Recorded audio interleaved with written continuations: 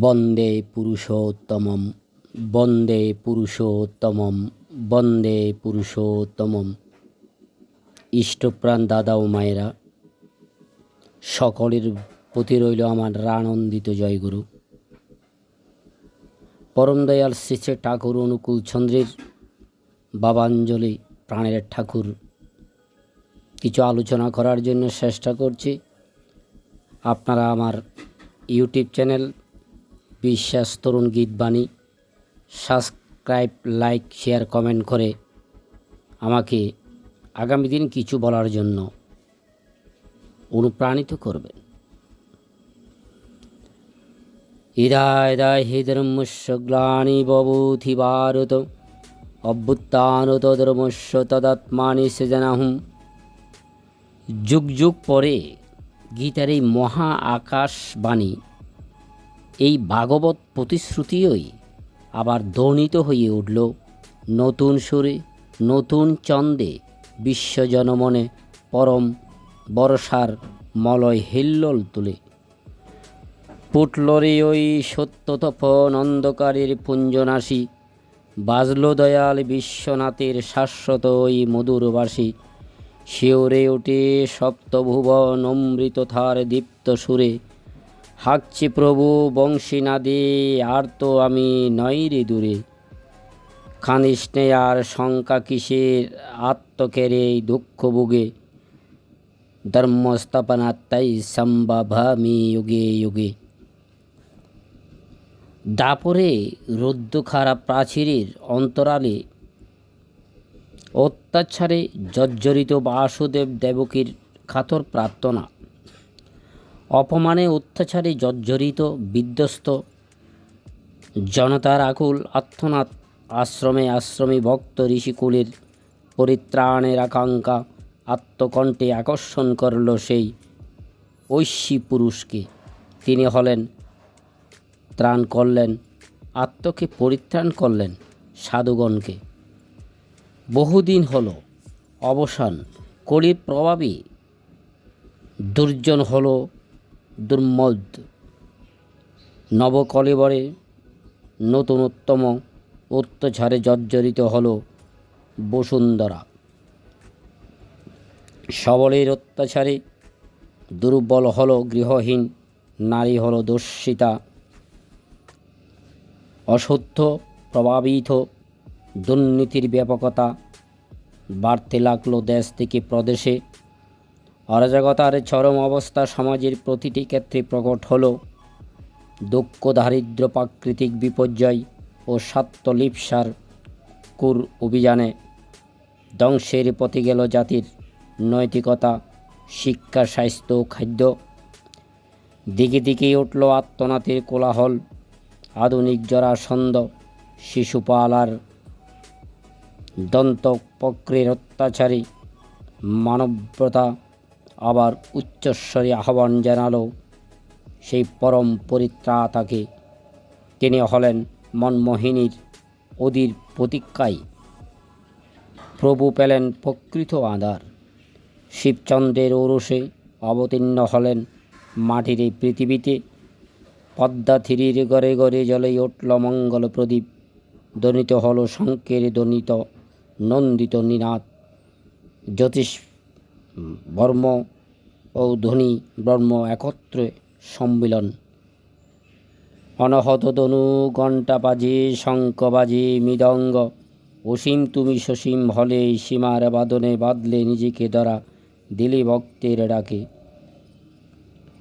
সপ্রাচ্য অবতীর্ণ হয়ে বাংলাদেশের পদ্মা বিধৌত পাবনার এক অখ্যাত পল্লী হিমায়তপুরে বিশ্বজোড়া প্রেম প্রবৃত্তির দিয়ে কোটি কোটি মুমুক্ষু জীবের হৃদয় মন্দিরে যে জ্ঞানের আলোক বত্তি জ্বালিয়ে দিয়েছেন, সেই জ্ঞানের দীপ্তিতে প্রদীপ্ত হয়ে বক্তারা গাইছে। ভালোই বাসিস অনেক বলিস, নির্দেশ মেনে চলিস না। ঠিকই জানিস প্রিয়কে তুই স্বার্থ ছাড়া মানিস না। ভক্তের সে গান, সে কীর্তন বৃন্দাবনে প্রাণের ঠাকুর এলো নতুন বৃন্দাবনে, তাই প্রাণে প্রাণে প্রাণ জেগেছে, রং লেগেছে মনে মনে, একই রঙে রাঙালে ঠাকুর। জীবনকে তো এমন করে দেখিনি, এমন করে ভাবিনি।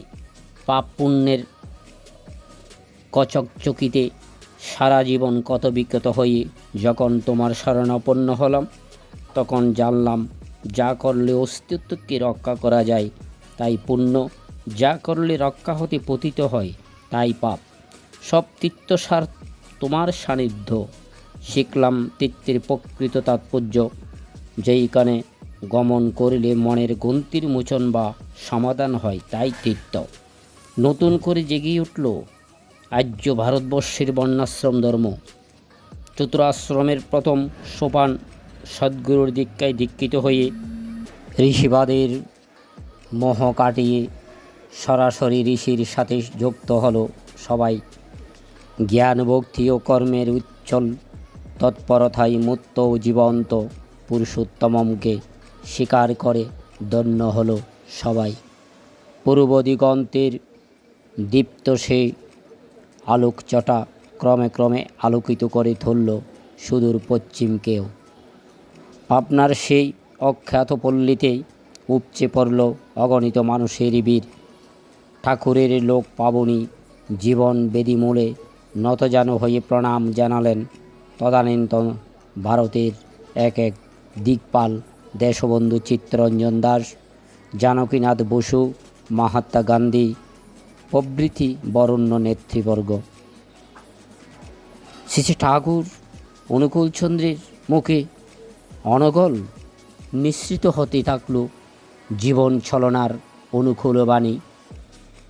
জানাকে বেদ বলে আর বেদ অখণ্ড, যে যতটুকু জানে সেই ততটুকু বেদবিদ। ভিন্ন ভিন্ন ব্যক্তি বিভিন্ন সময়ে যেই আধ্যাত্মিক সত্যসমূহ জেনেছেন, উপলব্ধি করেছেন, বেদ সেই সবের সঞ্চিত ভাণ্ডার স্বরূপ। বোত্থাং জগৎ প্রসাদ সর্বলোক মহেশ্বরম, সকল লোকের ঈশ্বর যজ্ঞ তপস্যার বোদ্ধা যিনি, তাকেই জানাই সর্বশ্রেষ্ঠ জ্ঞান। আর তাতে জানলে সব কিছু জানা যায় এবং তখনই মানুষ হয় বেদভিদ। যিনি অখণ্ড অমীয় পরমানন্দ স্বরূপ, উপনিষদের পরিপূর্ণ ব্রহ্ম, তিনিই জগতের সমস্ত ঐশ্বর্য জানা, ভালোবাসা ও কর্ম তারই ভিতর সহজ উচ্চারিত এবং তার প্রতি আসক্তির তেমা মানুষের বিচ্ছিন্ন জীবনও জগতের সমস্ত বিরোধীর চরম সমাধান লাভ হয়। তাই তিনিই মানুষের ভগবান। তিনি বেদানন্দ, ব্রহ্মানন্দ ও চিদানন্দ। তিনি প্রথাবগণ, প্রজ্ঞাঘন ও প্রেমঘন। তুমক্রং পরণং বেদিতব্যং তমস্য বিশ্বস্য পরং নিদানং, তমৎপ্রায়ং শাশ্বত ধর্মগ্রন্থ সনাতনস্তু পুরুষস্য মতো মে। গীতার সেই প্রাণ পুরুষ নবকলিবরে এসেছেন নরবৃন্দাবনে। ইদানিং সম্ভবামি তিনি, কেমন করে চিনব তাকে? অনেকেরই প্রশ্ন। সেই দিব্য চোখ পাবো কেমন করে? ঠাকুর আমার পরম সমাধানী মন্ত্র দিয়ে বললেন, কেবল প্রেমের প্রজ্ঞালনেই তার দীপ্তিতে জগৎ উদ্ভাসিত হয়। প্রেমিয়ে তাকে ধরতে পারে। প্রেমের সঙ্গ করো, সৎসঙ্গ করো, তিনিই আপনি প্রকট হবেন। কথায় খাজি নেই খো মিলন, নেওয়া ছাড়া দেওয়াই নাই। চর্চাহারা এমন যারা বেড়াই নিয়ে হাম বড়াই। আমাদের মনে রাখতে হবে এই ধর্মীয় অনুশাসন, গুরুর নির্দেশ বাণী, গুরুর আলাপ আলোচনাগুলো আমরা যেন মেনে চলতে পারি, মানার জন্য চেষ্টা করি। আমাদের আর কোনো রাস্তা নেই। বাঁচতে হলে আমাদের জানতে হবে, জানতে হলে পড়তে হবে, ধর্মীয় অনুশাসন মানার বিকল্প কিছুই নেই, কারণ ধর্মই মানুষকে উজ্জীবিত করে, অন্ধকার থেকে আলোর পথে নিয়ে যায়। সবার মঙ্গলময় দিন কাল অতিবাহিত হোক। জয় গুরু।